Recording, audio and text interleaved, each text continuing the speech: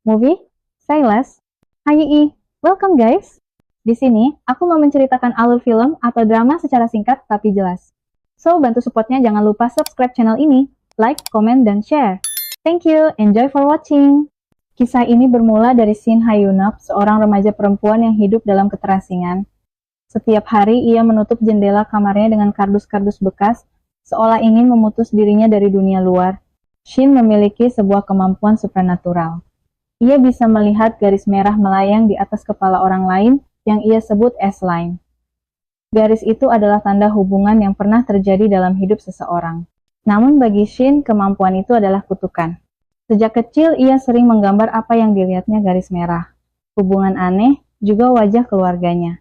Ibunya yang menyadari arti gambar itu perlahan kehilangan akal sehat hingga akhirnya membunuh suami sendiri, ayah Shin. Tragedi itu meninggalkan luka mendalam. Shin pun berjanji menutup diri. Ia memakai kacamata hitam, menahan diri untuk tidak melihat garis merah itu, tidak berbicara, bahkan sering berharap hidupnya berakhir.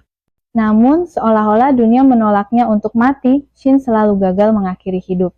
Maka ia memilih mencari tahu, siapa yang menciptakan kutukan ini, siapa lagi yang bisa melihat S-line, dan bagaimana caranya menghentikannya. 어떻게 이 저주를 없앨 수 있는지. Suatu hari, tetangga baru di gedung B, seorang perempuan bernama Hiwon, mencoba ramah dengan membawakan buah untuk Shin. Tapi Shin tak membuka pintu, hanya membiarkan buah itu diletakkan di depan kamarnya.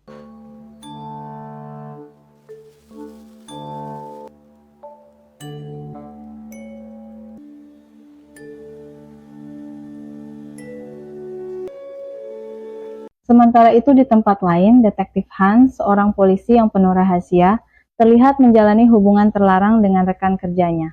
Keponakannya, Sonha, pun tengah menghadapi masalah. Ia dibully di sekolah oleh Haeyoung dan gengnya, dimintai uang di rooftop sekolah. 뻔하잖아. 그리고 내 전화랑 문자는 왜 씹어? 진짜 무겁네. Kasus besar mulai bergulir. Detektif Han dan rekannya, Dong-sik, menemukan mayat seorang perempuan 29 tahun di rumahnya.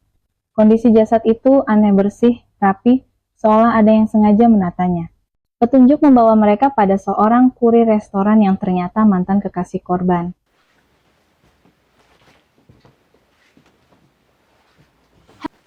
음식점 배달원인 것 같다는데요?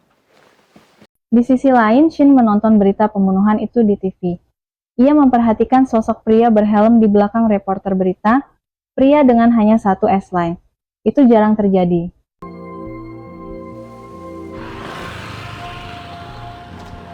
Pria itu kemudian masuk ke gedung B, tepat ke unit Hiwon. Shin hampir menelpon polisi, tapi ragu setelah melihat Hiwon dan pria itu ternyata sepasang kekasih. Malam itu, Shin melihat satu garis merah baru terbentuk di antara mereka.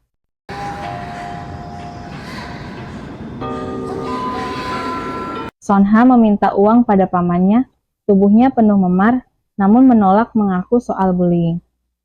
Dari balkon, Detektif Han memperhatikan apartemen Shin yang aneh, kacanya ditutup kardus.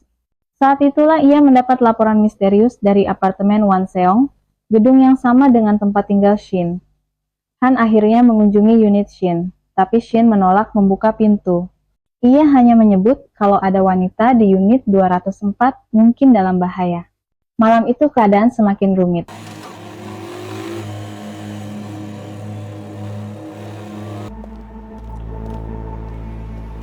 Sonha yang butuh uang karena takut semakin dibully berniat merampok orang tapi gagal. Sementara itu, penyelidikan polisi menemukan nama Oh Jong-min, mantan pacar korban, seorang guru di Ark High School, yang tinggal di unit 303 gedung B. Han terkejut saat melihat fotonya itu pria yang ditemuinya di dekat unit Shin. Dong-sik mencoba memeriksa rumah Jong-min, tapi disergap hingga pingsan. Jong-min lalu menuju unit Hiwon.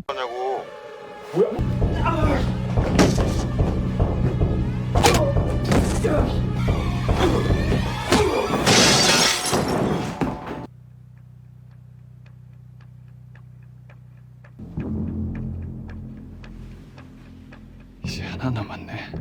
Dari jendela, Shin melihat semua itu. Ponselnya mati, jadi ia nekat keluar rumah, membawa sebilah pisau untuk melawan pria berhelm itu. Saat Jongmin hampir membunuh Hiwon, Shin menusuk kakinya. Han yang memantau dari unit Shin, tepat menembak Jongmin untuk menyelamatkan mereka. Namun, kata-kata Jongmin sebelum roboh membuat Shin resah. Mungkinkah ia juga bisa melihat S-Line? Apakah kacamata yang dipakainya adalah kuncinya? Setelah kejadian itu, Han meminta Shin ikut ke kantor polisi. Tapi Shin menolak banyak bicara. Sonha tiba-tiba muncul, mengenali Shin sebagai teman SMP dan mengungkap masa lalunya, ibunya sendiri membunuh ayahnya. Han pun semakin penasaran dengan gadis itu. Shin lalu duduk sendirian, mengingat kembali peristiwa malam itu. Untuk pertama kalinya, ia berpikir bahwa mungkin S-Line bukan hanya kutukan, tapi bisa menyelamatkan seseorang. Tepat saat itu, sebuah pesan misterius masuk ke ponselnya.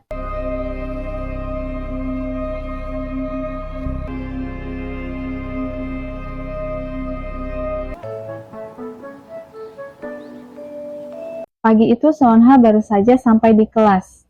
Namun, langkahnya langsung terhenti ketika mendengar bisik-bisik teman sekelasnya. Semua mata tertuju padanya penuh ejekan. Haeyong, si pembuli. Ia membacakan surat cinta yang pernah Seonha tulis untuk seseorang. Membuat semua siswa tertawa terbahak. Hingga sang guru masuk dan menghentikan aksi perundungan itu. Sepulang sekolah, Seonha menemukan sebuah kacamata misterius di dalam loker. Ia tidak tahu siapa pemiliknya, tapi entah mengapa, ia membawa pulang dan menyimpannya. Malam harinya, di kantor polisi, detektif Han dan rekannya Dong-sik kembali membicarakan kasus Jeongmin, seorang pria yang membunuh wanita-wanita yang pernah berhubungan dengannya. Detektif Han merasa ada yang janggal. Ia lalu pergi ke rumah Jeongmin dan menemukan sesuatu aneh. Garis-garis merah memenuhi dinding hingga atap.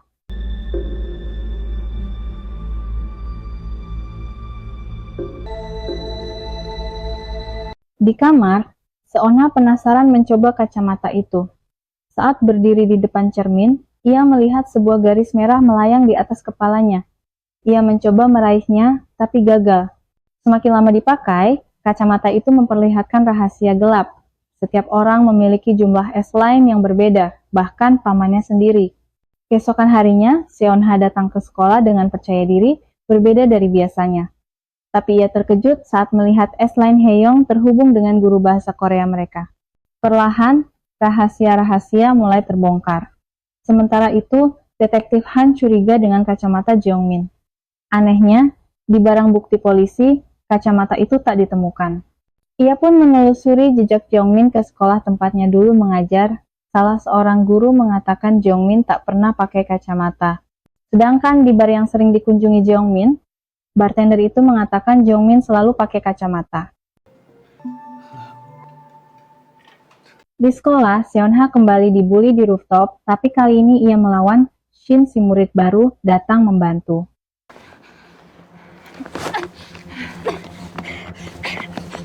뛰자고. 안 건드리겠다고. 알았다고. 놓으라고!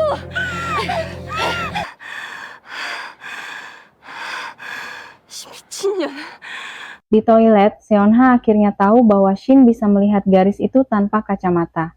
Shin memperingatkan kalau kacamata tersebut berbahaya, tapi Seonha tetap bersikeras menyimpannya, bahkan berencana menggunakannya untuk balas dendam pada orang-orang yang pernah menyakitinya. 있었어. S라인을 봤다고. S라인? 이게 원래 누구 건지 그딴 거 나 하나도 안 궁금해. Seonha mengikuti Haeyong diam-diam dan mengambil foto-foto perselingkuhan Haeyong dengan guru bahasa Korea mereka. Lalu, Seonha mengirimkan foto itu kepada mereka berdua dan juga meminta uang 20 juta kepada guru sebagai uang tutup mulut. Situasi semakin rumit. Guru bahasa Korea dan Haeyong panik karena hubungan gelap mereka hampir terbongkar. 내가 그걸 어떻게 알아요? 나도 피해자라고. 왜 나한테 지랄이야, 씨발. Malam itu, Seonha mendapat pesan dari gurunya yang meminta bertemu di rooftop sekolah untuk menyelesaikan masalah foto-foto itu dengan imbalan uang 20 juta. Namun, tanpa sepengetahuan Seonha, kacamata itu sudah dicuri Haeyong, yang kini Haeyong bisa melihat S-Line juga. 여보세요? 너지? 너가 가져갔지? 무슨 소리야? 안겨! 나 일단 학교로 갈 테니까 이따 얘기해. Shin, yang merasa ada bahaya, bergegas menyusul Seonha. Di rooftop, guru bahasa Korea memohon agar Seonha menghapus foto-fotonya. Tapi kemarahan, ketakutan, dan rasa bersalah bercampur jadi satu. Pesan masuk dari sang istri membuat guru itu panik rahasianya sudah terbongkar. Dalam amarah, ia menuduh Seonha sebagai penyebar foto itu pada sang istri dan mendorongnya jatuh dari rooftop. Saat Shin tiba, semuanya sudah terlambat.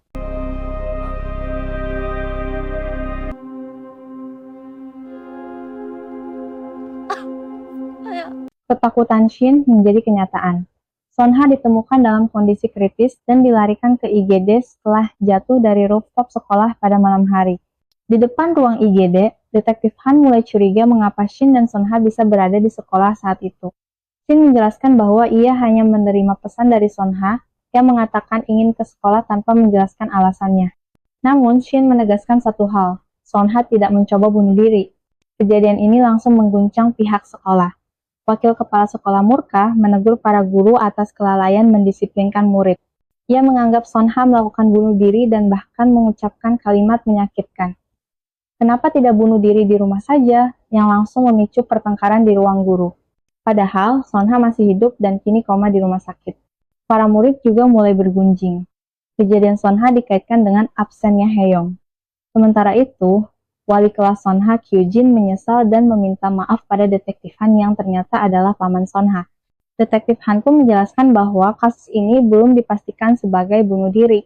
Di sisi lain, Jungwoo, guru muda di sekolah itu, berencana pindah ke Kanada.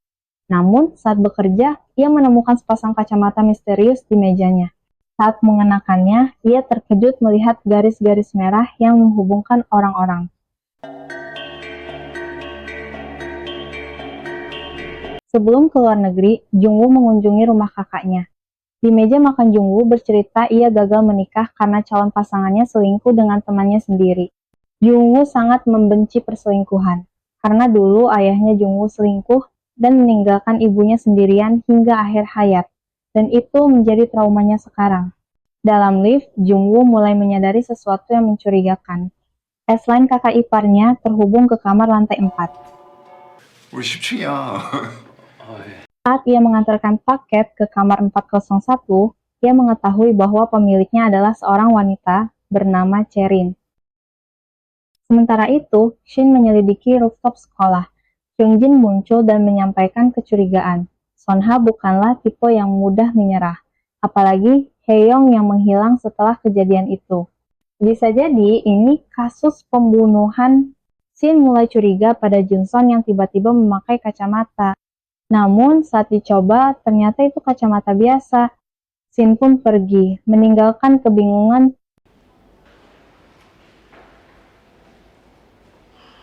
Di tempat lain, Detektif Han menyelidiki hubungan Sonha dengan Jiwon, teman prianya. Jiwon mengaku sempat berkencan dengan Sonha, tapi Sonha tiba-tiba kabur sambil berkata ada sesuatu yang hilang. Dari rekaman CCTV, terlihat bahwa Haeyong mengambil kacamata dari tas Sonha. Saat penyelidikan berlanjut, Haeyong tiba-tiba menghilang di lorong gelap. Tak lama kemudian, rumor tentang guru bahasa Korea yang menjalin hubungan dengan Haeyong tersebar luas. Guru tersebut bernama Song Jin, ditemukan tewas dalam mobilnya bersama surat bunuh diri. Namun Detektif Han curiga, jasad itu sudah berada di tengah parkiran selama 3 hari tanpa diketahui siapapun. Ia yakin ini bukan bunuh diri biasa. Bisa jadi ada dalang di balik semua ini. 발견되는 게 말이 돼. 뒤에 누가 있긴 있는데. Jungwoo semakin curiga pada kakak iparnya. Ia membuntutinya ke hotel dan memergokinya berselingkuh. Jungwoo minta kakak iparnya untuk selesai masalah itu secepatnya. 오늘 안에 꼭 정리해 주세요. Di hari keberangkatannya, Jungwoo mendapat kenyataan yang lebih mengejutkan. Ternyata bukan kakak iparnya yang berselingkuh, tapi justru kakaknya yang jadi selingkuhan. Kakak ipar yang selama ini dia ketahui sebagai Byung-chul ternyata nama aslinya Tae-suk, dan Cherin adalah istri sahnya. Sementara itu, Detektif Han menemukan buku harian Sonha berisi gambar kacamata dengan garis-garis merah. Shin akhirnya mengungkap bahwa S-line bisa dilihat menggunakan kacamata tertentu, dan ada lebih dari satu pasang. Bahkan, sejak kecil Shin bisa melihat S-line secara alami. Itulah sebabnya ia selalu memakai kacamata hitam bahkan saat malam hari. Saat jam istirahat di sekolah, Yujin mengajak Shin untuk healing, tapi Shin menolak karena harus bekerja. Sementara itu, Min Song dimarahi oleh atasannya karena terus membuat laporan yang salah. Dalam diam, Min Song memperhatikan bahwa orang yang memarahinya tidak memiliki S-line. Min Song memiliki kebiasaan aneh memainkan stapler saat gugup. Saat makan siang di kantin, para guru berbincang santai tentang cita-cita mereka semasa muda. Min Song mengungkapkan bahwa dulu ia bercita-cita menjadi aktris dan pernah hampir direkrut oleh pencari bakat. Obrolan itu bergeser ke topik guru musik yang tampan, yang membuat mereka berdecak kagum. Sementara itu, Detektif Han mulai menyusun puzzle kasus Sonha. Ia berdiskusi dengan Dong-sik, namun Dong-sik masih menganggap Sonha melakukan bunuh diri. Detektif Han menolak anggapan itu. Ia percaya Sonha berubah drastis sejak mengenakan kacamata misterius. Han bahkan mengungkapkan bahwa kacamata itu memungkinkan penggunanya melihat dengan siapa seseorang pernah berhubungan. Saat bekerja di hotel, Shin didatangi teman-temannya. Hyungjin yang menyadari Junsun menyukai Shin mulai mendekatkan mereka berdua. Saat itu, seorang wanita berambut pink memesan kamar 206. Hyungjin yang penasaran mengintip dan merasa familiar dengan wanita itu. Di dalam kamar, Min Song bergumam sendiri. Aku sudah berhubungan dengan banyak pria. Tapi sejak kamu muncul, aku hanya bercinta dengan orang lain. Gak bisa lagi mengisi kekosongan hati. Aku takut gak bisa mendapatkanmu. Di atap hotel, Shin menjemur cucian sambil memperhatikan dua temannya yang tidak memiliki satupun S-line. Hyungjin lalu melihat wanita berambut pink tadi, dan menyadari bahwa dia adalah staf administrasi di sekolah mereka, Bu Min Song. Min Song tinggal di rumah yang kecil dan sederhana. Sementara itu, Detektif Han menelusuri kembali kasus pembunuhan ayah Shin yang ternyata dilakukan oleh ibunya sendiri. Ia takut Shin hanya membual soal S-line. Namun setelah membaca dokumen lama dan melihat foto kecil Shin, ia akhirnya percaya. Detektif Han lalu bertanya pada Shin apakah Sonha memiliki S-line. Shin tidak menjawab langsung dan menyebut bahwa itu adalah privasi. Namun jawaban tersebut cukup memberi Han petunjuk bahwa Sonha memang memilikinya. Ketika ditanya apakah S-line itu terhubung dengan Ji-won, Shin tidak yakin, tapi ia tahu pasti itu bukan teman sekelas Sonha. Mereka pun berasumsi, mungkinkah S-line Sonha terhubung dengan orang yang mendorongnya? Shin kemudian menonton berita tentang pelaku pembunuhan yang memakai kacamata tapi tidak memiliki S-line. Ini semakin meyakinkannya bahwa kacamata misterius itu tersebar lebih banyak dari yang mereka duga. Di sekolah, Min Song masuk ke ruang musik dan berbincang dengan guru musik. Percakapan mereka hangat, hatinya pun mulai terpikat dan di momen itu Min Song melihat S-line mereka saling terhubung. Pulang sekolah, Junsun mengajak Shin ke gedung kolam renang. Awalnya Shin menolak, namun tiba-tiba ia melompat ke kolam begitu saja. Shin mengungkap bahwa sejak kecil ia bisa melihat S-line di kepala orang lain dan menyadari bahwa dirinya, Junsun dan Kyungjin tidak memiliki S-line. Junsun percaya ucapan Shin, bahkan menganggap Shin keren. Keesokan harinya, Min Song kembali menyewa kamar hotel yang sama. Ia mengulang rutinitasnya, berbicara sendiri. Saat mendengar langkah kaki masuk ke kamar sebelah, ia mengintip melalui lubang dinding. Awalnya ia tersenyum saat melihat guru musik datang, namun senyum itu pudar ketika seorang wanita juga datang dan S-line mereka ternyata terhubung. Min Song terbakar api cemburu. Mengetahui pasangan itu akan kembali esok hari, Min Song memperpanjang masa sewanya dan memberitahu Shin sebagai staf hotel.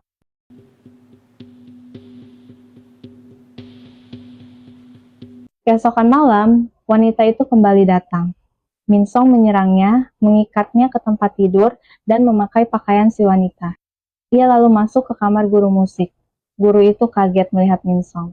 Ia marah saat menyadari niat Min Song, tapi Min Song, yang sudah kehilangan kendali, melemparnya dengan stapler dan memberikan air yang telah dicampur obat tidur.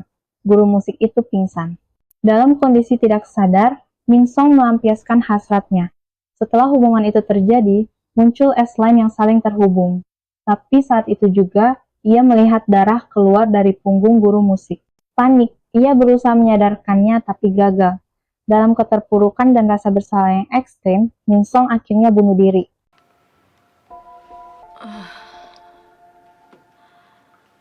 Shin, yang hendak membersihkan kamar lain, melihat wanita yang terikat dan berdarah keluar dari kamar. Ia segera memanggil polisi. Detektif Han datang ke TKP dan bertanya pada Shin, apakah S-line terlihat antara korban dan pelaku? Shin menjawab ada, tapi tidak saling terhubung. Ia menjelaskan bahwa Min Song selalu mengenakan kacamata di sekolah dan menjadi sosok yang berbeda saat di luar sekolah. Menurut Shin, kacamata itu bisa membuat siapapun merasa spesial tanpa terkecuali, dan itu yang membuatnya berbahaya. Malam harinya, Detektif Han menjenguk Son Ha. Ia teringat ucapan Shin tentang kacamata itu. Kembali ke TKP, ia menemukan kacamata tersebut. Dan saat ia mencobanya, untuk pertama kalinya, ia melihat S-line dengan mata kepala sendiri dan akhirnya percaya sepenuhnya pada apa yang selama ini dikatakan Shin. Jelas balik masa lalu. Orang tua Son Ha meninggal saat ia masih kecil, membuatnya diasuh oleh sang paman. Tapi Han jarang memperhatikannya. Han sibuk dengan dunianya sendiri. Di kantor polisi, Detektif Han terkesima dengan kesetiaan Dong-sik setelah mengetahui pria itu hanya memiliki 2 S-line. Dong-sik sendiri berpacaran dengan istrinya sejak kuliah dan hanya punya 1 mantan sebelum menikah. Tak lama, seorang remaja perempuan datang ke kantor polisi. Han membawa Ji-won ke rumah sakit untuk memastikan apakah S-line Son Ha dan Ji-won terhubung. Hasilnya, mereka tidak terhubung. Han bertanya apakah Son Ha punya pacar lain. Ji-won menjawab tidak, tapi ada satu orang yang sangat dibenci Son Ha hingga ia pernah berkata, suatu hari aku pasti akan membunuh orang seperti iblis itu. Malam harinya, Shin bersama teman-temannya membahas ulang tahunnya. Ia ragu untuk merayakan karena selama ini tidak pernah merayakan ulang tahun. Johnson tiba-tiba mengajaknya berkencan tepat di hari ulang tahunnya. Shin merasa senang, tapi kegembiraan itu runtuh ketika ia mendapat pesan misterius yang mengundangnya ke pesta ulang tahun di SMA Arka tepat di hari ulang tahunnya juga. Di sekolah, Gina ditanya teman-temannya mengapa tidak lagi latihan sebagai trainee idol. Gina memilih diam. Sementara itu, di kantor polisi, Dong-sik melaporkan kasus kekerasan seksual pada anak di bawah umur. Han mendengarkan kesaksian Gina. Seminggu lalu, ia ke rumah senior trainee idolnya, minum sebentar, lalu tak sadarkan diri. Saat terbangun, ia sendiri di kamar seniornya, dan sadar celana dalamnya terbalik. Ia menegaskan belum pernah berhubungan sebelumnya. Namun Han curiga, karena ia melihat S-line Gina lebih dari satu. Esoknya, Han dan Dong-sik datang ke SMA ARK untuk menemui senior Gina bernama Han Yu. Mereka justru bertemu Kyujin. Han terkejut karena Kyujin tidak memiliki S-line sama sekali. Artinya ia menjaga kesuciannya sejak lahir. Kyujin bahkan menanyakan kabar Son Ha. Interogasi pada Han Yu berjalan lancar. Ia mengaku hanya minum-minum bersama Gina di apartemennya karena stres, sementara orang tuanya sedang di luar negeri. Ia menolak tuduhan tidur dengan Gina karena ia tak tertarik. 애들 무섭네요, 진짜. 곱상하게 생겨가지고. Selepas itu, Han bertemu Shin. Han berkata sejak memakai kacamata, ia percaya pada ucapan Shin, dan meminta Shin juga mempercayainya. Namun Shin menolak karena takut bahaya terjadi lagi, dan meminta kacamata itu. Han menolak memberikan kacamata itu.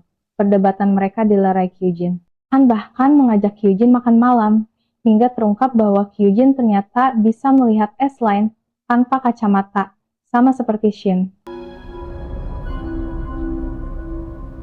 Penyelidikan berlanjut. Dari agensi idol, Han tahu bahwa Gina tidak punya bakat menonjol, hanya suka bersenang-senang dan minum-minum. Dong-sik mulai curiga Gina membuat tuduhan palsu, tapi Han belum bisa menyimpulkan. Di kantor polisi, interogasi menunjukkan chat antara Gina dan Han Yu. Gina sendiri yang menawarkan datang ke apartemen karena stres, lalu minum. Han juga menemukan Gina menghapus pesan, mencuci pakaian, dan baru melapor seminggu kemudian. Saat Han melihat S-line Gina dan Han Yu tidak terhubung, Han menegaskan pada Gina apakah pelakunya benar Han Yu. 이거 검찰로 보낼 필요 없어. 네? Saat pulang, Han mengatakan dalam kasus ini Gina berbohong. Namun Shin menantang kesimpulan itu. Menurutnya, bisa saja Gina berkata benar. Karena seminggu lalu Gina tidak punya S-line sama sekali. Tapi kini memiliki 4 S-line. Hal itu membuat Han ragu dan akhirnya menyelidiki ulang. CCTV menunjukkan jeda 5-10 menit saat Hanyu membeli bir cukup waktu untuk pelaku lain masuk. 4 pria terekam menuju apartemen Hanyu dan S-line mereka masing-masing bertambah satu saat keluar. Penyelidikan ulang mengarah pada bukti spray milik Hanyu yang dibuang mencurigakan. 멀쩡한 이불을 그것도 쓰레기통이 아니라 굳이 의료 수거함에 버렸다는 거는 뭔가 구린 게 있다는 얘기지. Di sekolah, Shin melihat S-line Gina terhubung dengan keempat pria itu. Han segera datang menginterogasi mereka. Han melihat salah satu dari mereka ada yang bisa dijebak untuk mengakui semuanya. Dan benar saja, pria itu akhirnya mengaku bahwa Hanyu adalah dalang, memberi obat pada Gina hingga pingsan, lalu memanfaatkan teman-temannya yang tertarik pada Gina. Setelahnya, satu persatu dari mereka pun mengakuinya. 집에 좀 보내주시면 안 돼요? 아니 여기 그냥 사건 현장도 같이 보고 이따가 경찰서가 다시. 이발 새끼. 아 이거 아니잖아요.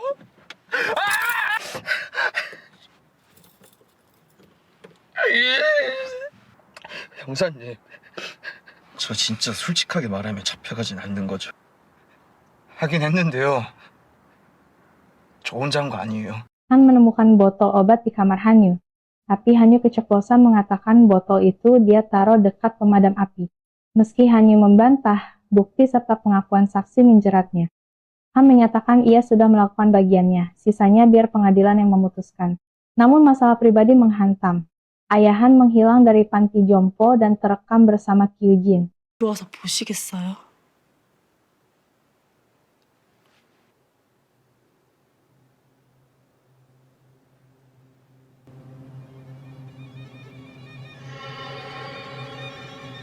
Saat itu juga Han menerima pesan yang berisi foto Sonha. Han meminta Dongsik melacak identitas Kyujin. Saat Han tiba di rumah sakit Sonha, ia kaget karena S-line Sonha ternyata terhubung dengan ayahnya sendiri. Han marah besar, tak sanggup menerima kebenaran menjijikan itu.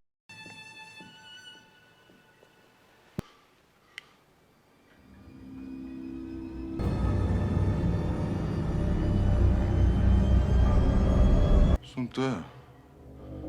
손 떼!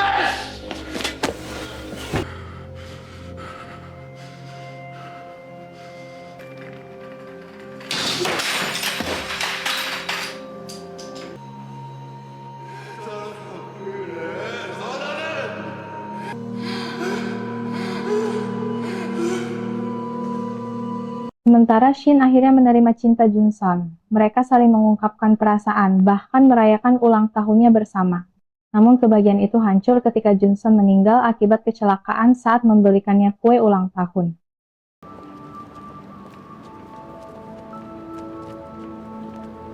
그럼 여기서 잠깐만 기다려.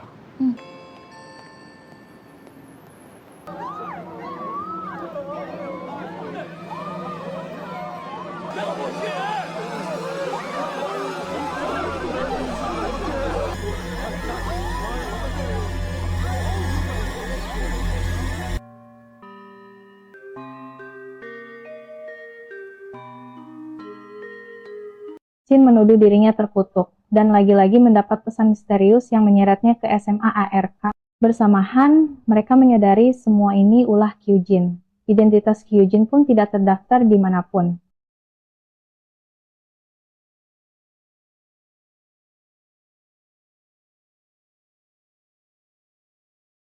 Saat masuk ke SMA ARK, mereka terjebak dalam ilusi berbeda. Shin menemukan Kyongjin terikat di kursi. Saat menyadari Han tidak ada, mereka mencarinya tapi mereka terjebak di sekolah itu. 형사님!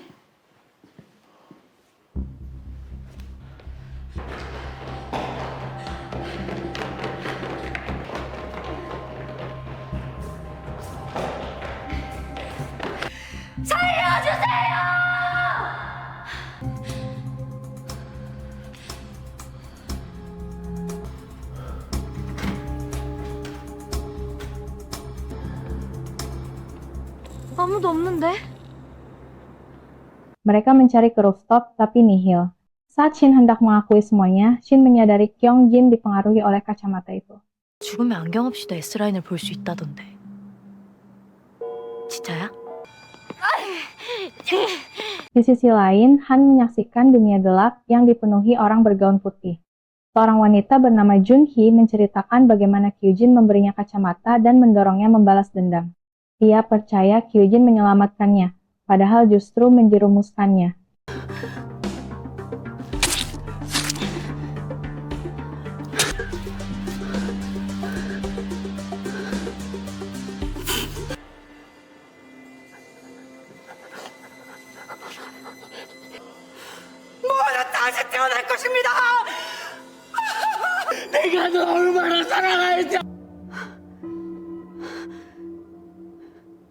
Konfrontasi besar terjadi. Kyujin menantang Han untuk membunuh ayahnya sendiri. Han menolak, tapi Kyujin membunuh sang ayah dengan tangannya.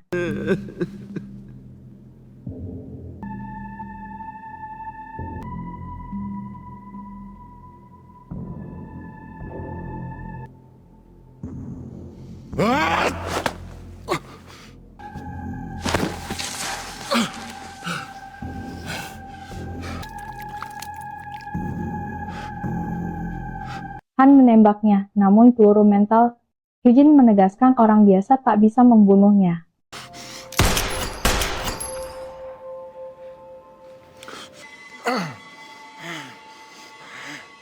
Sementara itu, Shin menghancurkan kacamata Kyung-jin, tapi dirinya justru terseret ke alam Kyujin.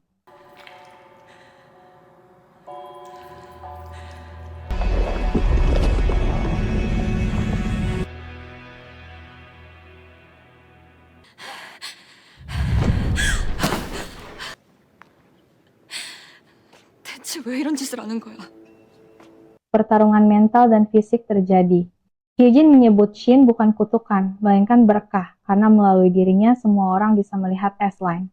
Shin membantah pendapat itu, baginya melihat S-Line atau rahasia itu justru menghancurkan keluarga dan teman.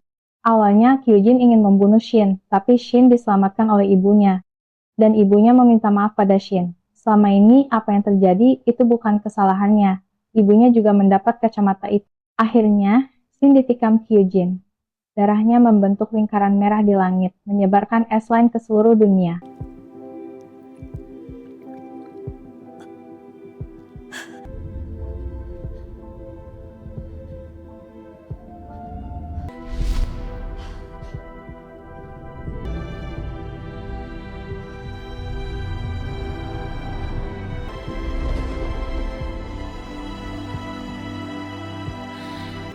너의 죽음이 인류에게 신의 눈을 가져다 줄 수.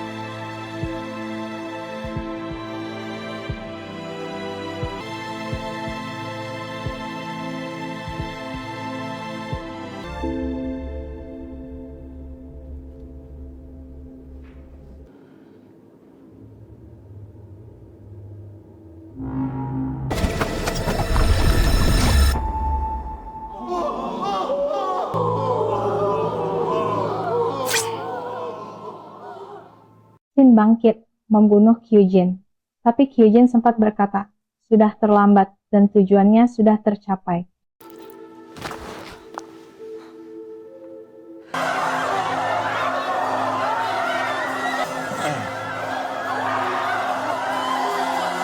Shin kembali ke dunia nyata.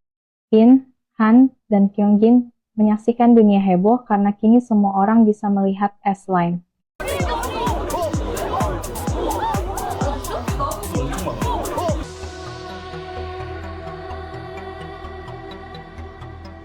Setahun berlalu, meski dunia kacau dengan rahasia yang terbongkar, Shin perlahan menerima hidupnya. Sonha pun sembuh. Dia menjadi satu-satunya orang tanpa S-Line. 서로에게 아무것도 묻지 않았다.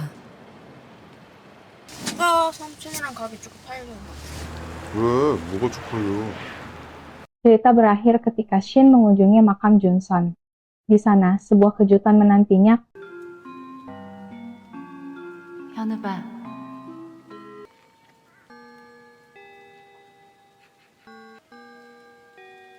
현우봐,